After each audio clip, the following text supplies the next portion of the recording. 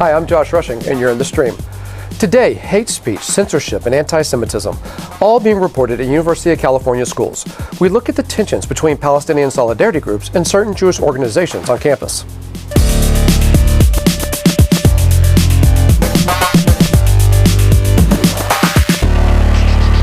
Our digital producer, Malika Blau, is here looking out for your live feedback. Malika, I know this is always a hot one for our community, so what are they saying? It definitely is. Well, a majority of our community are saying that universities shouldn't restrict speech on their campuses, but then we got a handful of tweets, like this one from Brown, who says, there is a limitation to everything. What do you call that kind of freedom of speech that ends up hurting others? And for those of you at home, we'd like you to join the conversation and let us know what you think. Use the hashtag AJStream. Great. Joining Malika and myself is Kenneth Marcus, President and General Counsel at the Louis D. Brandeis Center, which focuses on civil and human rights of the Jewish people. Kenneth, thanks for being here today. Thank you, and thank you for bringing attention to the problem of campus anti-Semitism. Should be a good discussion. We're also interested to hear from our panel in the Google Plus Hangout. They all attend UC schools and are ready to discuss the atmosphere on their campuses. Thanks, everyone, for being here. Now, if you want to join a future Hangout just like this, add us to your circles on Google+. The URL is at the bottom of your screen right there, and you could be in the stream. Hi, I'm Omar Tawfiq, and I work on media relations and communications and Middle East issues. Care about a lot of different things, including soccer, fashion, and food, and I'm in the stream. University of California campuses are known to be hotspots for debate and tension surrounding the Palestinian-Israeli conflict. This has been on the rise in the past few years, culminating in legal action, accusations of hate speech, and what some view as censorship. Recently, the California Assembly passed Resolution H.R. 35, which tackles the issue of anti-Semitism on campuses. Have a listen. This resolution calls on the leaders of California colleges and universities to take action to address anti-Semitic actions on campuses. The resolution also specifies that public resources shouldn't be used for intolerant agitation and the promotion of anti-Semitic ideology.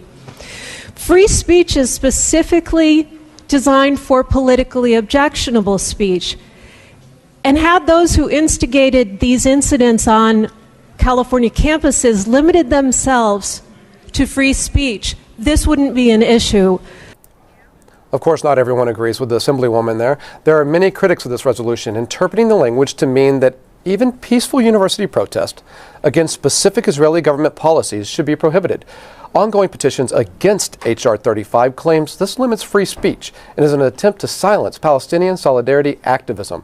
So, do universities have the right to curb freedom of speech? And what exactly constitutes anti-Semitism? Joining us via Skype from Oakland, California is Nora Barrows-Friedman, writer and editor with electronic Intifada. She's been reporting on events surrounding the situation at UC campuses. Welcome back to the stream, Nora. Thank you so much, Josh. Now, we want to mention here that we did reach out to the office of the president of the University of California, Mark Yudof, but they declined to comment. Great. Kenneth, can you tell us a little bit about what's going on in California and why this seems to be happening in California? Is this a bellwether for the rest of the United States? Sure. I wish it weren't, but the fact is that in so many areas we find that what happens first in California happens in the rest of the country too. We've been seeing for about 12 years a resurgence of that old prejudice, anti-Semitism. Starting at Irvine and Berkeley and then throughout the system, we hear students saying things like F the Jews and dirty Jews and go back to Russia and Hitler should have finished the job and Jews should be finished off in the ovens and slaughter the Jews and kill the Jews. And not just speech, but also destruction of a Holocaust monument, at least allegedly, some physical assault and battery. And is there a quantitative way to show if those numbers are going up or down? Are they tracked in that kind of way? They're not tracked very well, and I think that this is a problem not just for anti-Semitism, but all forms of bias. We do a very poor job of tracking bias and hate in higher education. There are figures showing that there have been between 80 and 100 or 120 anti-Semitic incidents in universities around the country each year. I think that figure is very low. The problem is that nobody is under any sort of duty to report anti-Semitic incidents, and I believe that most incidents go unreported. Same is true for other forms of hate and bias. Nora, you're out there reporting on this. Is anti-Semitism on the rise in University of California campuses?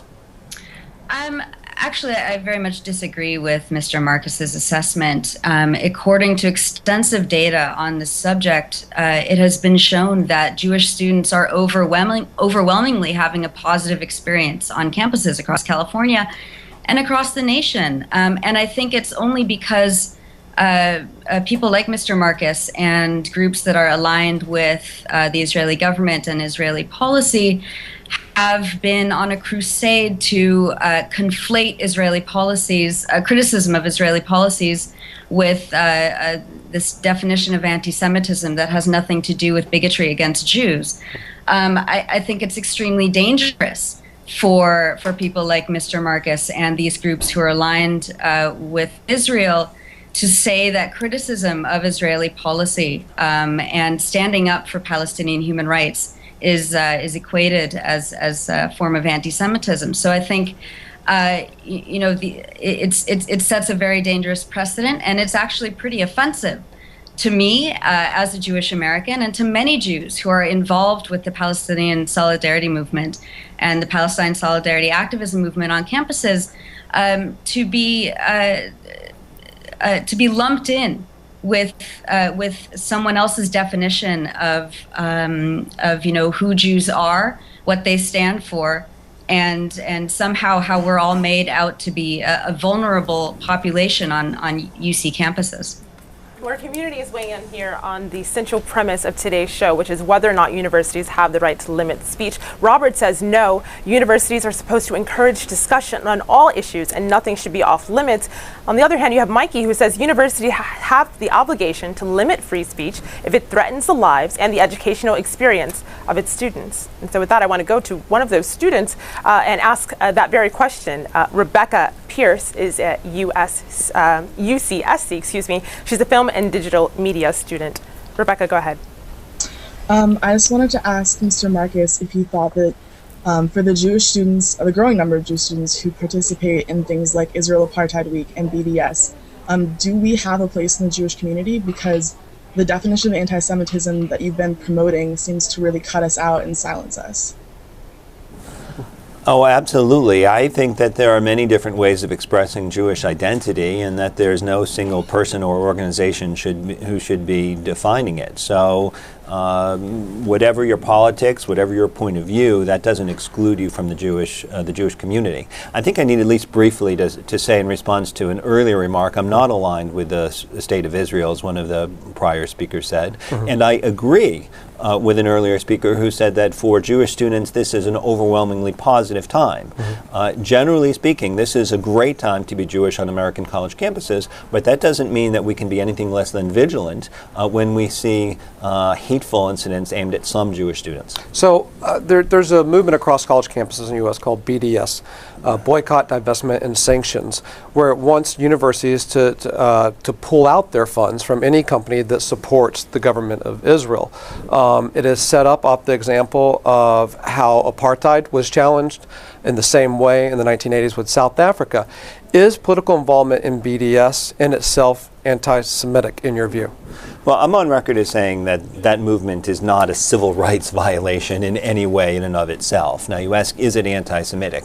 I don't think that that movement per se is anti-Semitic. However, there are certainly many different BDS activities where we see people expressing anti-Semitic views in the course of being active in the BDS movement. I don't think one should necessarily paint with a broad brush and criticize everybody as anti-Semitic who's involved in the movement, but I think that it is significant that you are seeing an uptick in anti-Semitism that has corresponded with the rise of that movement. Nora, let me ask you, are people who are involved in the BDS movement with Israel in California, are they threatened by stuff like H.R. 56? H.R. 35. Sorry, H.R. 35. Let me correct that before you start. H.R. 35 was a resolution that was passed several months ago by the California State Assembly. And basically what it does is it calls on university administrations to restrict the free speech rights of students and faculty, and once again conflates criticism of Israeli policy with anti-Semitism. This was a shock to many students and to many faculty and people in the civil rights community, because it sets a very dangerous precedent, and it's asking for legislative backing to really clamp down on free speech and to censor Palestine solidarity activism on campus. Universities, especially the University of California system, are bastions of free thought and debate and discussion and open-mindedness and learning and education about all sorts of people, all sorts of issues. And to have, this politically motivated piece of legislation, in the form of this resolution, calling on universities to restrict those rights is extremely terrifying. Our community is weighing in now on what the difference between anti-Semitic speech and anti-Israel speech is. Ahmed says thousands of Jews are anti-Israeli/Zionist. What are they? Self-hating. Another tweet from Rama, who says, if one criticizes Saudi Arabia for its human rights violations, does that make one Islamophobic? I want to pose this question to Channah Barkhordari, who's in UCLA, a grad student there. Channah, what is the distinction between those two things? Thank you so much for having me here. And I just want to point out that, yes, there is anti-Semitic remarks that are cloaked as anti-Zionist.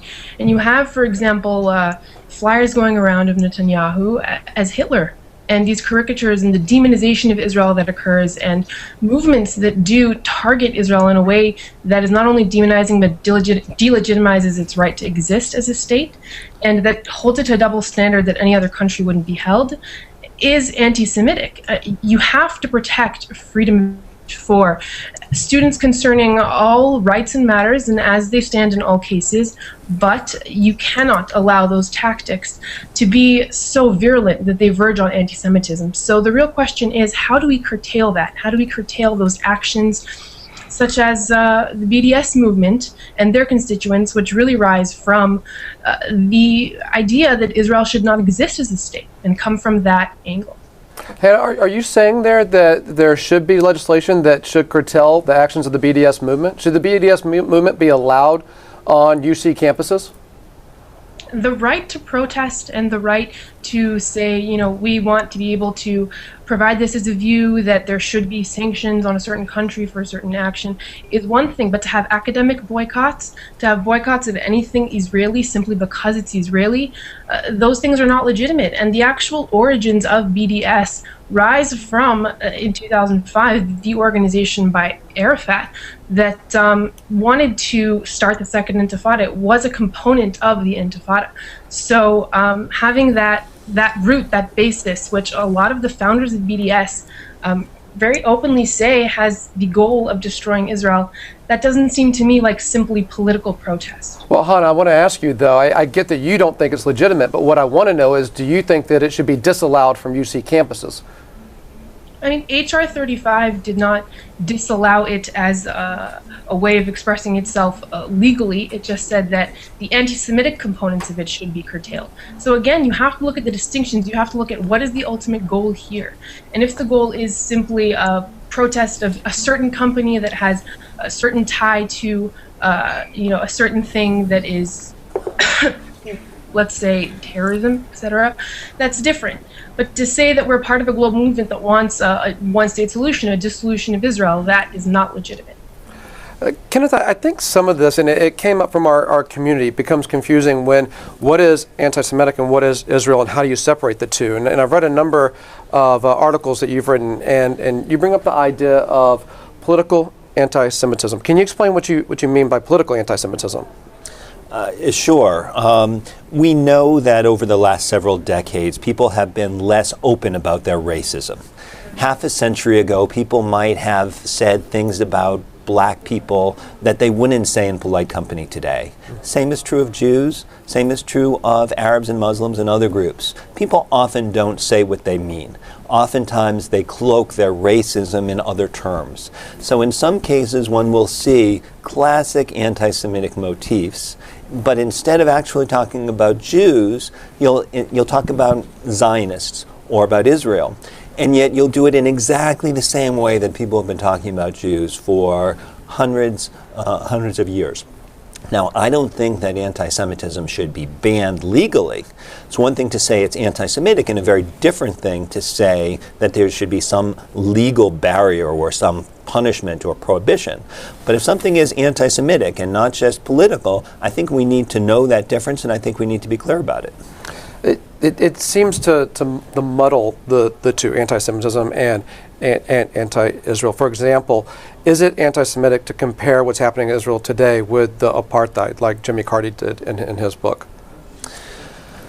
Well, there are two different questions. One is Jimmy Carter, and the other is the more general question. I haven't read Jimmy Carter's book. I know that there are many close readings of his book that argue that it is anti-Semitic. And you believe he's you believe that Carter is anti-Semite?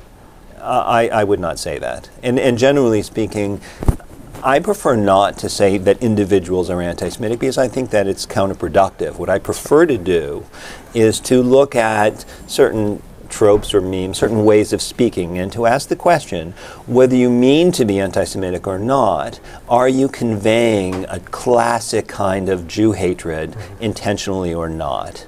And some of this political discourse does that, whether the speakers mean to or not. Well, I don't want to get wrapped around Carter because that's not new, but you have called him anti-Semitic on your Twitter on a number of occasions. I have? Yeah, you said, I have your Twitter account pulled up here. We can show it to our audience, but is Jimmy Carter selling out his anti-Semitic principles to advance his grandson's political career? Is a tweet from you. Another tweet is, in the spirit of Christmas, I would like to apologize for stigmatizing Jimmy Carter, unless perhaps this is not your account and this is someone else's account, which could literally be the case. I can show you my laptop. Is this your account, or is this someone that has perhaps posed as you? I would like to apologize for used a picture? Well, this is my picture, but I don't recall this tweet. That I would tweet like or to this apologize tweet? for including my book, Carter. Okay, I'm sorry, I just this don't recall. tweet either? Selling out to advance his grandson's. The date of it is 2009. I don't recall that. Okay, all right. Our community, let's bring them back into the discussion. Let's get our community, and let's go straight to Google Hangout with Rahim. Rahim Kurwa is at UCLA. Go ahead. Well, I think it's important to sort of explain what's actually being proposed here, both in HR 35 and in the campus climate reports, which actually talk about effectively creating two classes of citizens at the UC. One group who will be exposed to all kinds of monitoring and limitations on their speech, while everybody else on campus who speaks about any other topics wouldn't be exposed to those kinds of monitoring. And I think that like any way that these policies would be implemented would effectively turn us into second-class citizens. And I think that's a real shame at the university system that was known for creating the free speech movement in the first place. Does this issue need additional monitoring as opposed to any other minority group like gays, Hispanics, African Americans? I think that's a bit of a mischaracterization. As I read the campus climate report at the UC, it calls for banning hate speech of all kinds, not just against Jews, but against all minority groups. I happen to disagree with that recommendation. I don't think that hate speech should be banned, and I think it would be unconstitutional to do so. But it's not just about one particular group. Well, HR 35 was just about one particular group, right? HR 35 was. Now, I think HR 35 is an excellent piece of non-binding legislation.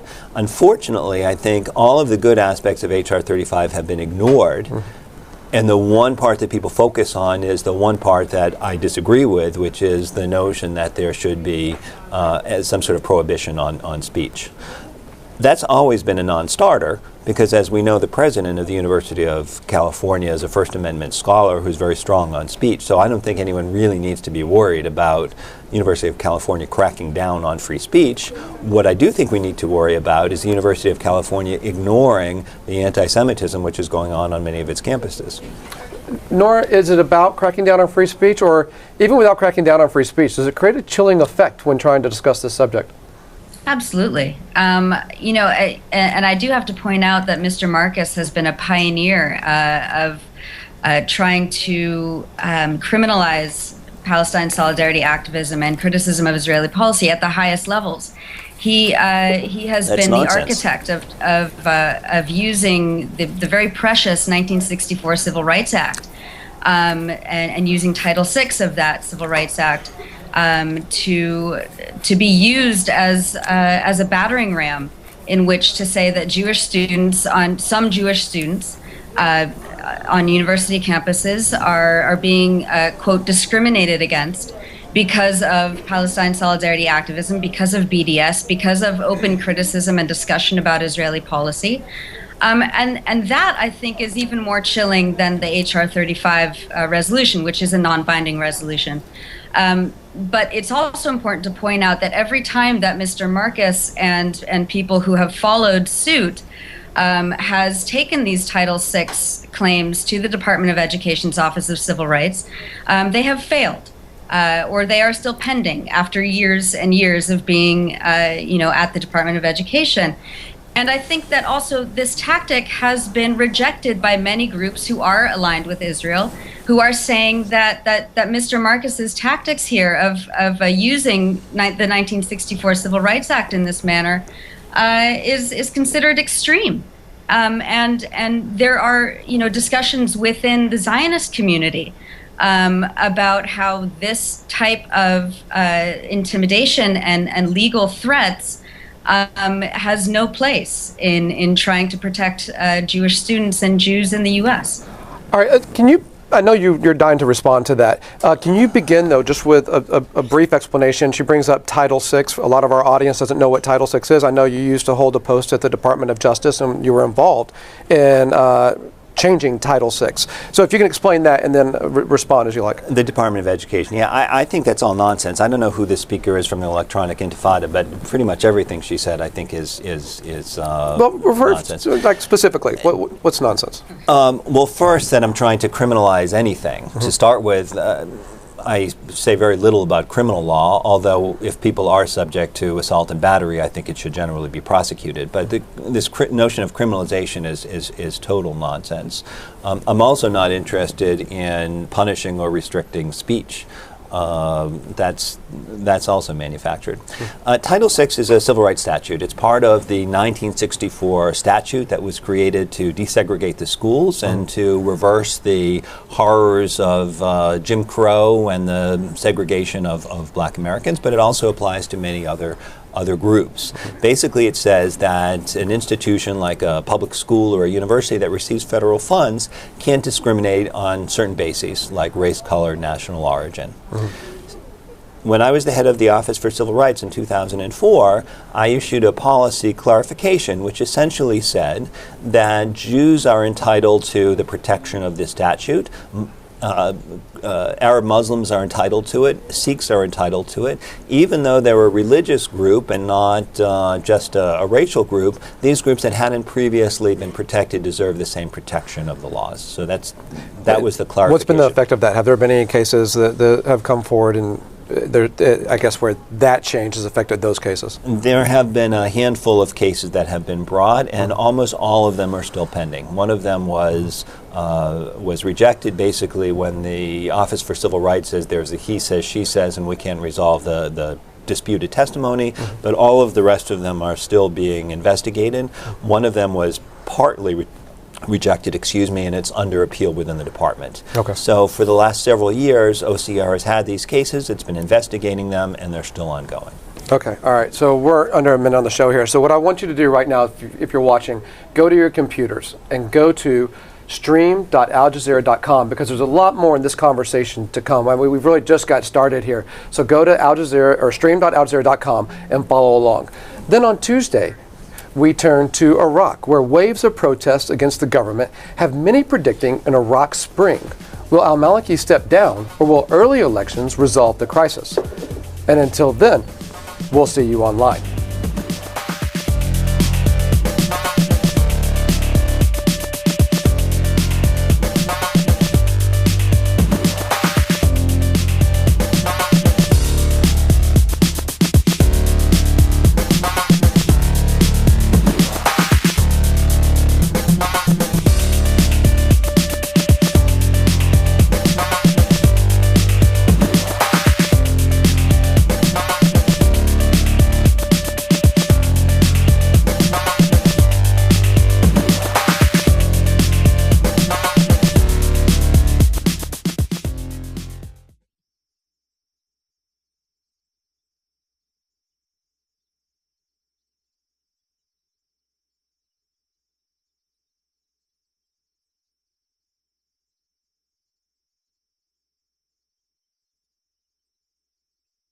Back to the Streams Post show. We're still looking at accusations of anti-Semitism, hate speech, and limitations on freedom of speech at the University of California campuses. Now with us are Ken Marcus, Nora Barrows-Friedman, and our Google Hangout panel. Let's go back to the panel, Malika. Let's go to the panel. Before we do, though, there's some interesting viewpoints from our community members online. Here's a video comment left by one member. Just have a listen. My name's Jessica Falk. I'm the president of the Jewish Society at Kingston University in London. There are absolutely no tensions between the Jewish Society and the Palestine Society here at Kingston. Last year I was actually a committee member of the Palestine Society and have continued to work closely with the Palestine Society this year to ensure that no tensions do arise between our students, and we're actually looking into holding a couple of coexistence events next year. No tensions there, but then we got this Facebook comment from Sujaya, who says, anti-Semitism is a serious accusation, and indeed the safety and well-being of Jewish students is paramount. But addressing legitimate concerns about anti-Semitism should not come at the expense of Arab and Muslim students' right to free speech. So with that, I'd like to turn to Suleiman Hodali, who's in our Hangout, speaking to us from UCLA. Suleiman, what have you seen? Do you find Muslim and Arab students on campus intimidated? Oh, well, I see a lot of attacks anytime there are events that organized by Palestine solidarity activists, and we're called all sorts of obscene names. And I think it's not a matter of censoring speech, they're interested in censoring ideas. These kinds of actions by California legislative bodies, UC administration officials, and organizations external to the university, like AMTRA Initiative, the Simon Wiesenthal Center, Stand With Us, are targeting this BDS movement for the sole purpose of stifling that movement.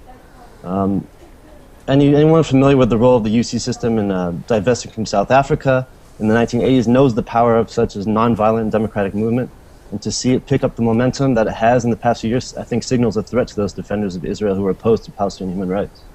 Nora, I wonder if you can pick up on this. Have there been specific examples, or could you share with our audience specific examples of times when students have been punished for participating in maybe an SJP event?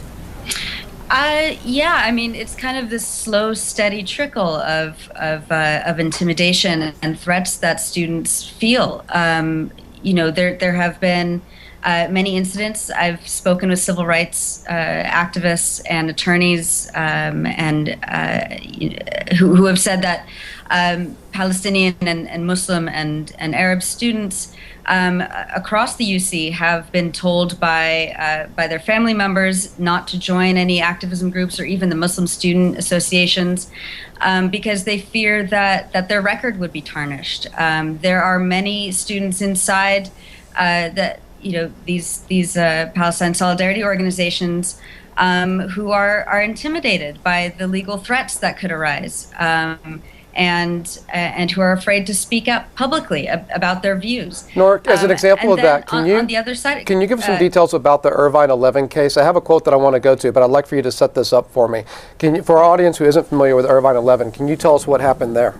Absolutely. I mean, this is what I was going to allude to, is that about 2 years ago, students, Muslim students at the University of Irvine in Southern California, vocally protested a speech given by an Israeli ambassador, you know, who would come to the university specifically to defend Israel's policies during the 2008-2009 attacks, which killed about 1,400 people, including 300 children. Many of these students who stood up and protested Michael Oren's speech had family members and friends who were killed in these attacks.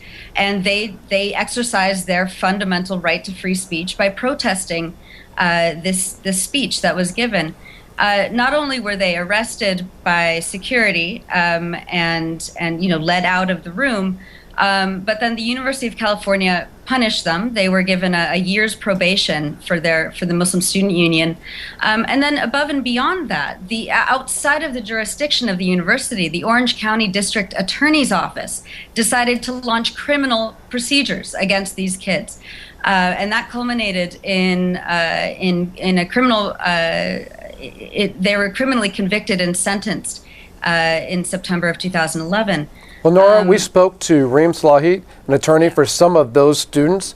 She told us about the effect the case has had on the activist community at UC campuses. because of its unique nature, because it is somewhat discretionary, and because there's prosecutorial discretion, students and activists are a lot more chilled. And I've definitely seen a hike in individuals asking me before they might go protest outside of a forum or hold up signs at an event, whether they might be prosecuted, and that's very. That's very upsetting that would be the case, that students would have to now think twice before doing something that they should be permitted to do under the First Amendment. So you have Palestinian students and groups saying that they feel a chilling effect from what's going on at the University of California campuses, but Jewish students are saying the same thing. Hannah, are you still there in the Google Plus Hangout? Yes, I'm here. I'm curious, do you feel more pressure from the opinions of your peers and other students and student groups, or from professors who are presenting the information in classrooms? I've definitely always felt more pressure from the student groups themselves, but I think you see with HR 35 that it actually opened up this sort of can of worms where they were able to go to the UCSA and have a resolution passed through lobbying that basically does support BDS. And that kind of extreme political stance that student association took on behalf of all of the UCs, where it had really no right to sort of overstep its bounds in that regard, it made the Jewish community at large and other communities that disagreed with that stance really feel alienated. And I think silencing them is also dangerous. So universities should be providing for that free speech in all accounts, on all occasions. I know that you were shaking your head during some of that. What was your take on the Irvine 11 and the way that's being interpreted? Well, that is a free speech case in a sense. The Israeli ambassador was trying to speak, and there were at least 11 people who were trying to prevent him from speaking, joined by members of the audience. They tried to prevent him from speaking by standing up while he was talking and yelling and preventing him from talking. This is not a Title VI case. It's not an anti-Semitism case. These kids were prosecuted for the misdemeanor of something like disturbing the peace because they prevented an invited speaker from giving his speech.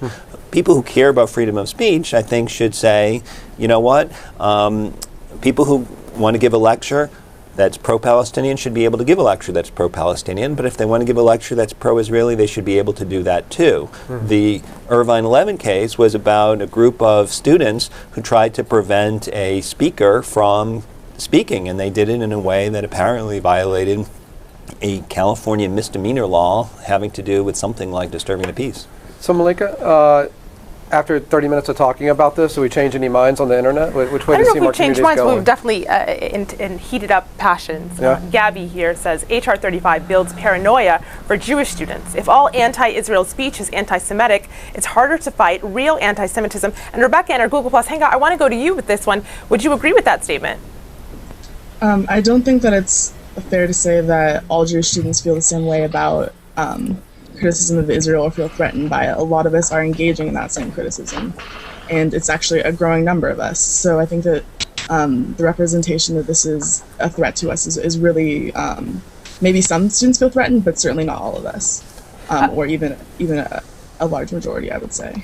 But specifically to this tweet, she says, this makes it harder to fight real anti-Semitism. Real, of course, being Gabby's, well, right. I think a good example would be, as a Jewish student at UC Santa Cruz, I've seen swastikas and things like that on campus that really disturbed me. And if the assumption, which is made in a lot of the climate report in HR 35, is that pro-Palestinian student groups are responsible for this, I'm actually getting blamed for hate crimes that target me. And so the people who are actually committing them are getting off scot-free while we're sort of being assumed to be guilty. I think that's a huge problem. I think that's a problem no matter what minority group you're in, right? All right, great. Well, thanks to our guests for joining us. On Tuesday, we turn to Iraq, where waves of protest against the government have many predicting an Iraq spring. Will al-Maliki step down, or will early elections resolve the crisis? And until then, we'll see you online.